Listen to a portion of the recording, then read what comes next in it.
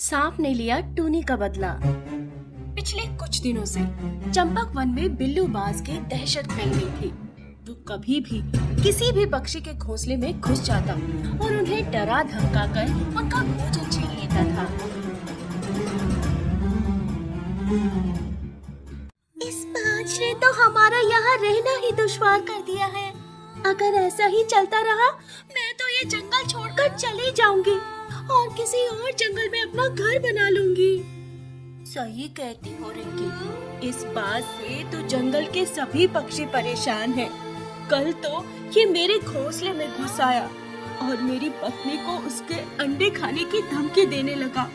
बड़ी मुश्किल से उस बेचारी ने हमारे बच्चों के जीवन की रक्षा की है। हमारे बच्चों को छोड़ने के बदले में वो मेरी पत्नी के गहने और हमारा भोजन सब लूट कर ले गया। हाँ भाई रोमी, आपकी तकलीफ हम सब पक्षी समझ रहे हैं। इस बिल्लू को तो मुफ्त का माल उड़ाने की आदत हो गई है। वो आता है और हमारी मेहनत की कमाई लूट कर चला जाता है। देखो पक्षियों, घबराओ नहीं, हम सभी की कोई गलती नहीं है। हम ये जंगल छोड़कर क्यों जाएंगे? अगर कोई है जिसे ये जंगल छोड़कर जाना है तो वो है बिल्लू बाज। उस बिल्लू को शर्म आनी चाहिए जंगल के पक्षियों को इस तरह सताते हुए। आप सब मेरे साथ चलिए, हम सब मिलकर उससे बात करेंगे। टूनी चिड़िया की बात सुनकर सभी पक्षी उसके साथ बिल्लू के ठिकाने पर पहुंच जाते हैं।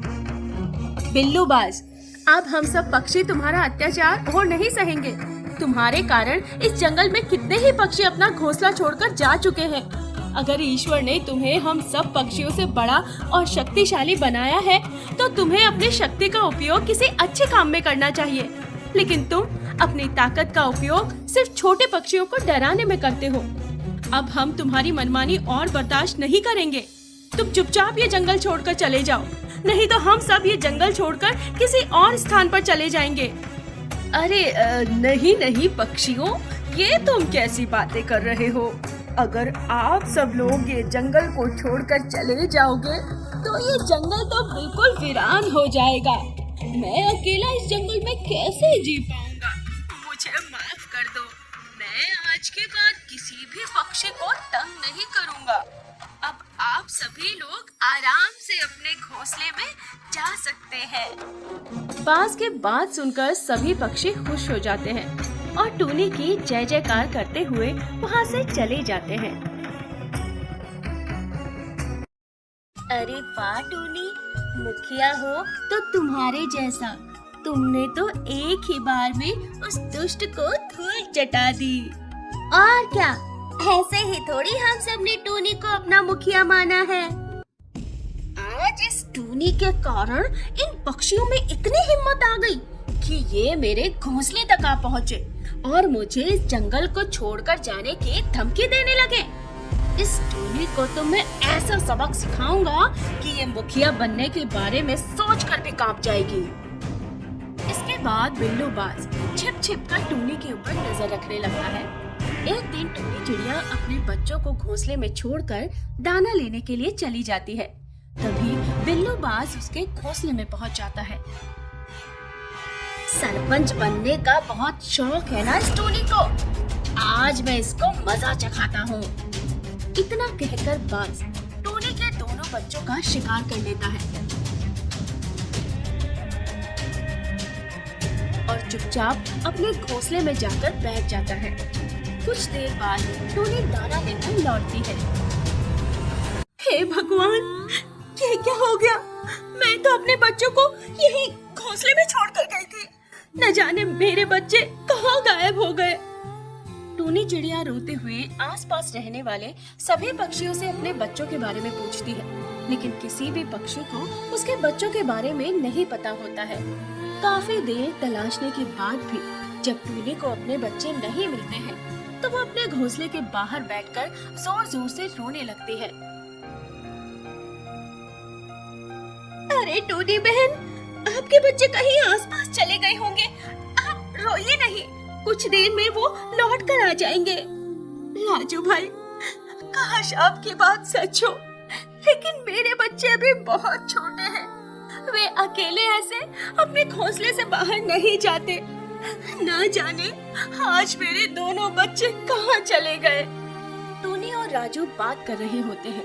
तभी राजू की नजर टूनी के घोंसले के बाहर पड़े हुए खून पर जाती है। टूनी बहन, ये खून किसका है? अब तो मुझे भी डर लग रहा है। लगता है आपके दोनों बच्चे किसी अनहोनी का शिकार हो गए हैं। आप सही कह रहे हैं राजू भाई। हो ना हो, ये उस दुष्ट बाज का ही काम है। जरूर उसने ही मेरे दोनों बच्चों को मार डाला है। उस बाज को समझने में हमसे बहुत बड़ी भूल हो गई टूनी बहन। पहले तो वो बस डरा धमकाकर हम लोगों का भोजन छीनता था, लेकिन अब तो उसके मुंह खून लग गया है। अगर ऐसा ही चलता रहा तो वो दुष्ट हम सभी के बच्चे बारी बारी से खा जाएगा। मेरा तो पूरा संसार ही लुट गया। मैं जीकर क्या करूंगी?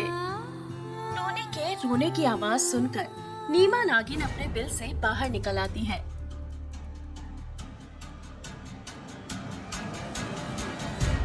क्या बात है टोनी बहन, आप इतना जोर जोर से क्यों रो रही है? आप तो हमेशा सबकी मदद करती हैं। आज ऐसा क्या हो गया? अगर आपको किसी तरह की मदद की जरूरत है तो मैं आपकी मदद करूंगी। आपने उस सपेरे से मेरी जान बचाकर उस दिन जो मुझ पर एहसान किया था, मैं उसे कभी नहीं भूल सकती हूँ। नागिन की बात सुनकर टूनी चिड़िया पूरी घटना नागिन को बता देती है। उस दुष्ट बाज ने आपके नन्हे बच्चों का शिकार किया है। अब उस दुष्ट को मैं सबक सिखाऊंगी। आप बिल्कुल भी चिंता ना करें। इसके बाद नीमा नागिन सीधा बाज के घोंसले की ओर चली जाती है और कुछ देर छिपकर बैठी रहती है। जैसे ही बाज अपने घोंसले से बाहर निकलता है, नीमा उसके घोंसले के अंदर घुस जाती है। आज मैं इस बाज के अंडे खाकर इसे मजा चखाऊंगी। तभी इसे एहसास होगा अपने बच्चों को खोने का दर्द कैसा होता है। नीमा गुस्से में एक अंडा अपने मुंह में दबा लेती है। तभी टूनी वहाँ पहुँच जाती है। नहीं नहीं बहन, ये आप क्या कर रहे हो? आखिर इन बच्चों ने तो मेरा कुछ नहीं बिगाड़ा। आप इन बच्चों को छोड़ दीजिए। टूनी और नागिन की आवाज सुनकर बाज भी वहाँ पहुँच जाता है और अपना अंडा नागिन के मुंह में देखकर घबरा जाता है। अरे नहीं नहीं नीमा, तुम क्या कर रही हो? मेरा अंडा क्यों खा रही हो? मेरे अंडों को छोड़ दो। जिस तरह से तुमने टूनी के मासूम बच्चों को मार डाला, उसी तरह मैं भी तुम्हारे बच्चों को नहीं छोड़ूंगी। तभी तुम्हें एहसास होगा कि दूसरों को सताने का क्या मतलब होता है। पक्षियों, मुझे माफ कर दो। मैं आज के बाद कभी किसी पक्षी को परेशान नहीं करूंगा। लेकिन मेरे अंडों को मुझसे दूर मत करो, उन्हें छोड़ दो। बाज की आंखों में पश्चाताप के आंसू देखकर नीमा बाज को माफ कर देती है। उस दिन के बाद बाज भी अपने अंडे लेकर जंगल के दूसरे भाग में चला जाता है और फिर कभी किसी पक्षी को तंग नहीं करता है।